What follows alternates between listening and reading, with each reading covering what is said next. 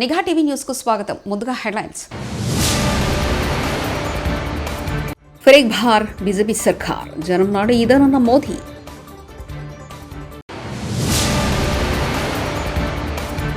మూసి సుందరీకరణలో కుంభకోణం కేటీఆర్. గత పాలకుల్లో కొందరికి ఉన్న స్కిల్స్ అలాంటివి మరి సీఎం రేవంత్.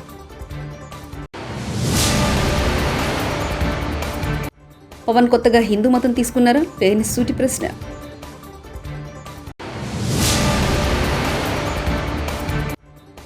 సీఎం సహాయ నిధికి 400 కోట్లు విరాళం రావడం ఒక చరిత్ర. సీఎం నారా చంద్రబాబు నాయుడు.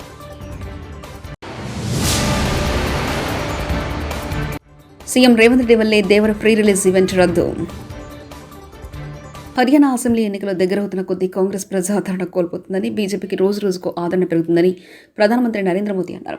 మరోసారి బీజేపీ సర్కార్ అంటూ హర్యానా ప్రజానికం ముక్త కంఠంతో చెప్తుందన్నారు. बेटियों की शिक्षा को अपना मिशन बनाया. जब बेटियों को पढ़ाना असंभव था, ये मेरा सौभाग्य है कि 2015 में पानीपत से ही मुझे बेटी बचाओ बेटी पढ़ाओ अभियान का शुभारंभ करने का अवसर मिला.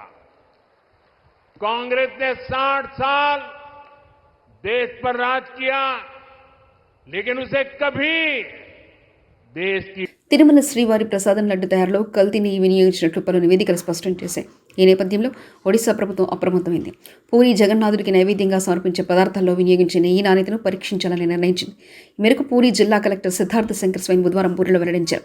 12వ శతాబ్దం నుండి జగన్నాథుని వివిధ రూపాల్లో ప్రసాదాలు సమర్పిస్తున్నామని తెలిపారు.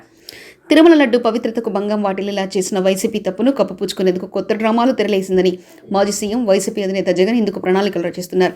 రాజకీయాల్లో దేవుణ్ణి లాగడం కాకుండా తిరుమల ప్రతిష్టను సీఎం చంద్రబాబు దెబ్బతీశారని ఆరోపిస్తూ ప్రాప ప్రక్షాళన పేరుతో జగన్ డ్రామాలు షురూ చేశారు.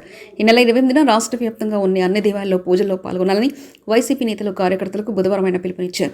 సీఎం రేవంత్ రెడ్డి వల్లే దేవర ప్రీ రిలీజ్ ఈవెంట్ రద్దు. ఆదివారం మాదాపూర్లోని ట్రెడెంట్ హోటల్లో సీఎం రేవంత్ రెడ్డి ఉండడంతో దేవరకు కేటాయించిన పోలీసులు కూడా సీఎం రేవంత్ రెడ్డి కోసం వెళ్లాల్సి వచ్చింది. దీంతో పోలీసులు లేక దేవర ఫ్రీ రిలీజ్ దగ్గర క్రౌడ్ కంట్రోల్ చేయలేకపోయారు. అయితే పోలీసులు వచ్చేసరికి అప్పటికి జరగాల్సిన నష్టం జరిగిపోయింది.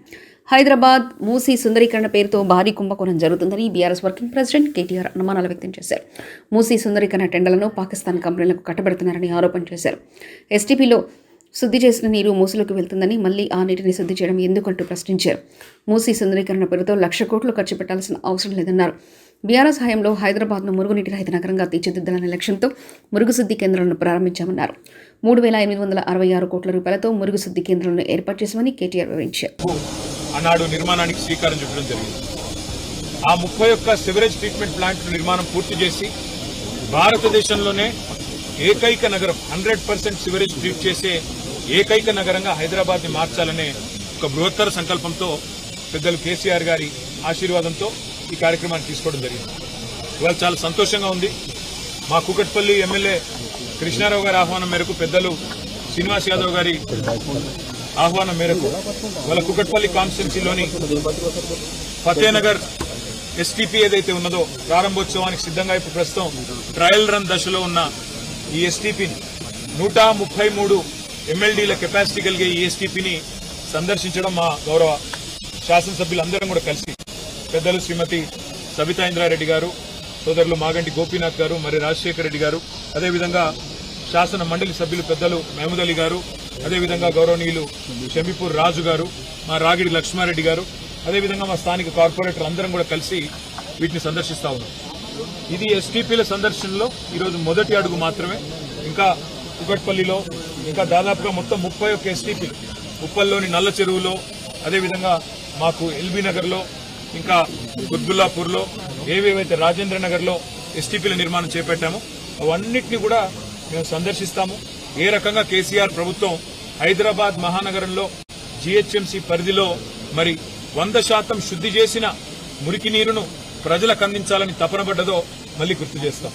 అయితే ఈ అన్నిటికంటే ఇక్కడ అడగాల్సిన ముఖ్యమైన ప్రశ్న, ఉపాధి లేక యువత వ్యసనాలకు అలవాటు పడుతున్నారన్న విషయాన్ని గుర్తించమని ముఖ్యమంత్రి రేవంత్ రెడ్డి అన్నారు. బుధవారం JNF ఏఈలో BFSS skill development programme ప్రారంభోత్సవ కార్యక్రమానికి సీఎం అతిథిగా హాజరయ్యారు. ఈ సందర్భంగా సీఎం మాట్లాడుతూ ఇంజనీరింగ్ చదివిన విద్యార్థులు డ్రగ్స్ సరఫరా చేస్తున్నారన్నారు. గంజాయి సేవించేవారు కాదు, అమ్మాయి వారు కూడా ఇంజనీరింగ్ చదివిన వాళ్ళు ఉన్నారన్నారు. సాధించుకున్న తెలంగాణ రాష్ట్రంలో 10 సంవత్సరాలు పూర్తయిన తర్వాత వెనక్కి తిరిగి చూసుకుంటే 21 సంవత్సరాల వయసున్న గ్రాడ్యుయేట్ సర్టిఫికెట్ తీసుకొని బయటకు వెళ్ళిన నిరుద్యోగి 31 సంవత్సరాలకు చేరుకున్నాడు తప్ప అతనికి ఉద్యోగం కానీ ఉపాధి అవకాశాలు కానీ రాలేదు. తెలంగాణ పబ్లిక్ సర్వీస్ కమిషన్ ప్రభుత్వ ఉద్యోగాల భర్తీ కోసం వాళ్ళ వెబ్సైట్లో నిరుద్యోగ యువకులను భర్తీ చేసుకోండి అని ప్రకటన చేస్తే 30 లక్షల మంది నిరుద్యోగ యువకులు తెలంగాణ పబ్లిక్ సర్వీస్ కమిషన్ వెబ్సైట్లో నమోదు చేసుకున్నారు. పట్టభద్రులు కాకుండా ఇతర నిరుద్యోగ యువకులు దాదాపుగా ఇంకొక 20-25 లక్షల మంది తెలంగాణ రాష్ట్రంలో ఉండడం జరిగింది.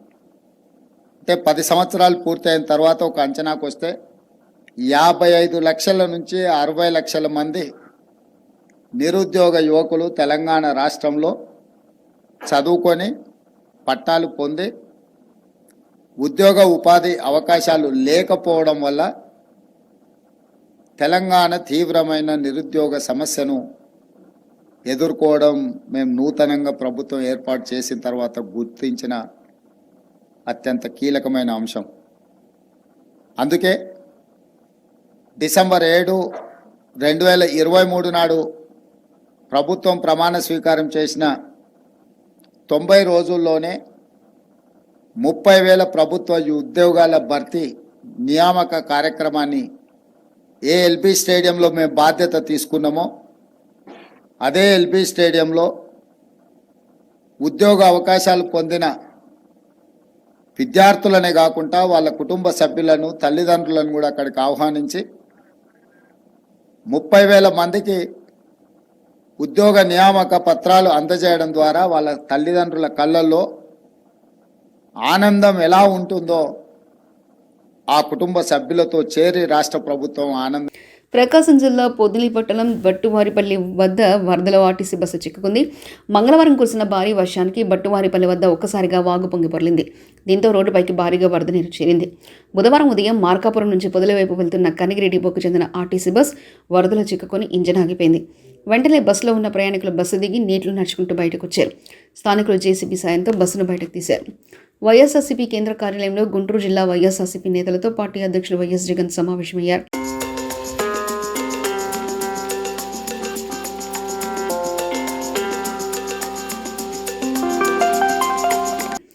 చిన్నపిల్లలు పుస్తకాలు తీసుకుంటామంటే కూడా సమయం ఇవ్వకుండా మెడలు పట్టి బయటికి నెట్టేశారు. చిన్నపిల్లల కళ్ళ ముందే వాళ్ళ తల్లిదండ్రులు పెట్రోల్ పోసుకుంటే వేదశ్రీ అనే చిన్న పాప ఆ బాధను చెప్తుంటే హృదయ విదారక పరిస్థితి.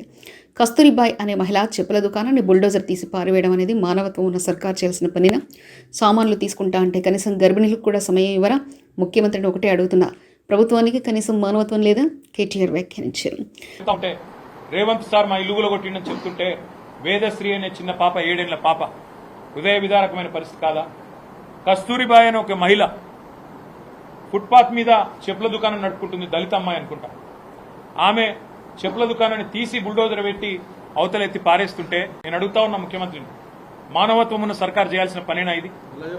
ఒకవేళ ఒక ప్రెగ్నెంట్ అమ్మాయి నల్ల చెరువులో ఏమడిగింది ఆ అమ్మాయిది కూడా వీడియో వచ్చింది. బండి సంజయ్ ఆనిముత్యాలు మాజీ ముఖ్యమంత్రి కేటీఆర్, కేసీఆర్ కుటుంబం కాంగ్రెస్ పార్టీ ఒకటి అంటూ వ్యాఖ్యానించారు. ఫిర్యాదు చేయి, ఆధారాలు ఇవ్వాలి, సబ్మిట్ చేయాలి, కోర్టు ఉంటుంది, కేంద్ర ప్రభుత్వం ఉంటుంది, ఇస్తే ఎంక్వైరీ చేయకుంటే అనాలి. మేము కూడా ఎంక్వైరీ చేస్తాం. బట్ బీజేపీ ఎందుకు తిడతావు? కేటీఆర్ కన్నా వ్యక్తి గదే ఎప్పుడు పేపర్లు కనబడాలి, సోషల్ మీడియాలో గంటకి ఆడికే మళ్ళీ వణికేయాడు. బీజేపీ కాంగ్రెస్ ఒకటి అట. నా పేరు తీసుకున్నది అలా మీ కుటుంబమును కాంగ్రెస్ పార్టీ ఒకటి. ఓటు నోటు కేసు అంటున్నారు ఇవాళ బీఆర్ఎస్ పార్టీలు. మీ ప్రభుత్వం ఉన్న రోజులు ఎప్పుడైనా ఓటు నోటు కేసు ప్రస్తావన తీసిండ్రా? ఇప్పుడు కాంగ్రెస్ పార్టీ ప్రభుత్వం వచ్చింది. ఉప ముఖ్యమంత్రి పవన్ కళ్యాణ్ పై మాజీ మంత్రి పేర్ని నాని తీవ్ర స్థాయిలో ఆగ్రహం వ్యక్తం చేశారు. బుధవారం మీడియాతో మాట్లాడుతూ తిరుమల లడ్డు తయారీలో ఉపయోగించే ఆవు నెయ్యిలో జంతువుల కొవ్వు కలిసిందని, అలాంటి ప్రసాదాలు భక్తులకు పంచారని అసత్య ప్రచారం చేస్తున్నారని, తిరుమల తిరుపతి పవిత్రతను, లడ్డు ప్రసాదాన్ని దుర్మార్గంగా రాజకీయాలకు వాడుకుంటున్నారని మండిపడ్డారు. పవిత్ర దేవాలయాన్ని ప్రపంచవ్యాప్తంగా ఆరాధ్య దైవమైన భక్తుల మనోభావాన్ని తీసేలా సీఎం చంద్రబాబు రాజకీయంగా వాడుకున్నారని విమర్శించారు. మంత్రి నారా లోకేష్ పంది కొవ్వు కలిసిందని మాట్లాడారని, లోకేష్ సీఎం చంద్రబాబు దుర్మార్గపు మాట్లాడి విరుచుకుపడ్డారు. సాక్షాత్తు కలియుగ దైవమైనటువంటి శ్రీ వెంకటేశ్వర స్వామి వారి ఆలయ మహత్యాన్ని,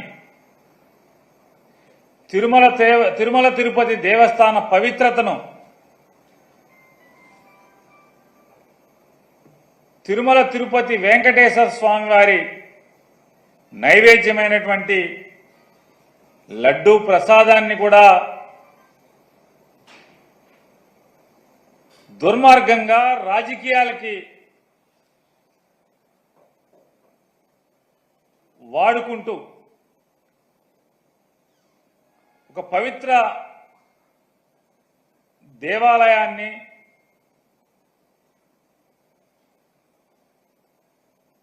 ప్రపంచవ్యాప్తంగా ఉన్నటువంటి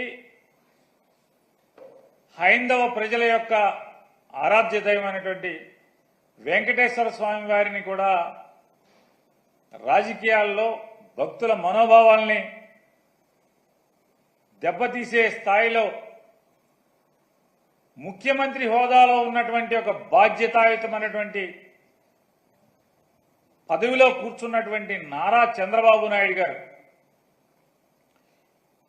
తిరుమల తిరుపతి ఎగ్జిక్యూటివ్ ఆఫీసర్ గారైన శ్యామలరావు గారు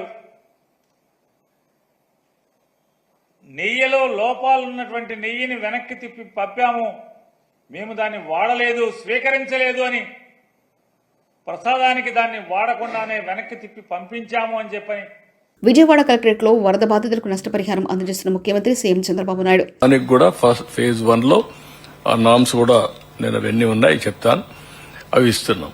కానీ లాస్ట్ మైల్కి రీచ్ అవుతామని చెప్పినప్పుడు ఇంకా కొన్ని ఒమిషన్స్ కానీ మిస్టేక్స్ కానీ చిన్న చిన్న ఉంటాయి. ఇంత పెద్ద జరిగినప్పుడు దాన్ని కరెక్ట్ చేయడానికి ఒకసారి మళ్ళీ మనం మాట్లాడుకొని కరెక్ట్ చేయడానికి వచ్చాం ఇక్కడికి. తర్వాత మండే ట్యూస్డేకి మీరు లాస్ట్ మైల్కి రీచ్ అయిన తర్వాత ఒకసారి మీటింగ్ పెట్టుకుంటాం. ఆ రోజు మనందరం థ్యాంక్స్ చేస్తాం. మనము చేసిన ఎఫర్ట్తో బ్రహ్మాండంగా స్పందించారు రాష్ట్రం మొత్తం. నెవర్ ఇన్ ది హిస్టరీ ఏ స్టేట్లో కూడా జరిగి ఉండదు. 400 కోట్ల రూపాయలు సీఎం రిలీఫ్ విరాళాలు వచ్చాయి. It is highest in the history. అంటే దానికి ఎందుకు వచ్చాయని మీరు ఒకసారి ఆలోచిస్తే, మనం క్రియేట్ చేసిన కాన్ఫిడెన్స్. మామూలుగా వీల్ చైర్లో వచ్చి డబ్బులు ఇచ్చి వెళ్లారు, పంపించవచ్చు వాళ్ళు. జనవాణిలో ప్రజల నుండి నేరుగా ఆర్జీలు స్వీకరించిన పోలవరం ఎమ్మెల్యే శ్రీ చిర్రి బాలరాజు.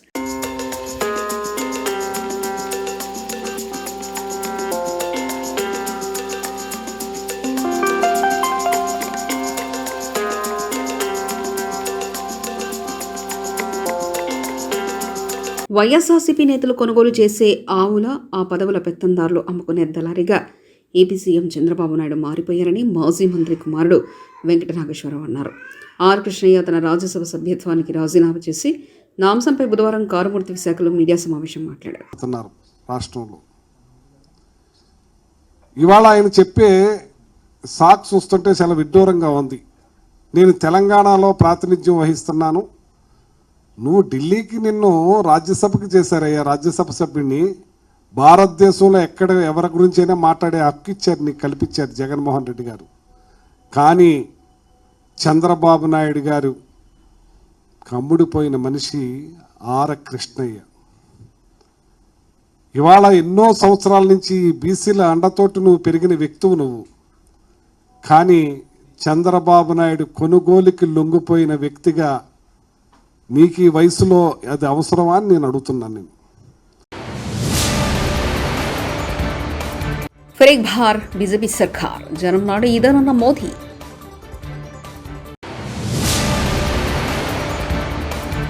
మూసి సుందరీకరణలో కుంభకోణం కేటీఆర్. గత పాలకుల్లో కొందరికి ఉన్న స్కిల్స్ అలాంటివి మరి. సీఎం రేవంత్.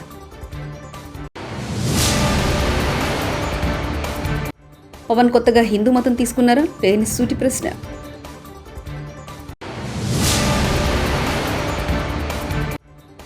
సీఎం సహాయ నిధికి 400 కోట్లు విరాళం రావడం ఒక చరిత్ర. సీఎం నారా చంద్రబాబు నాయుడు.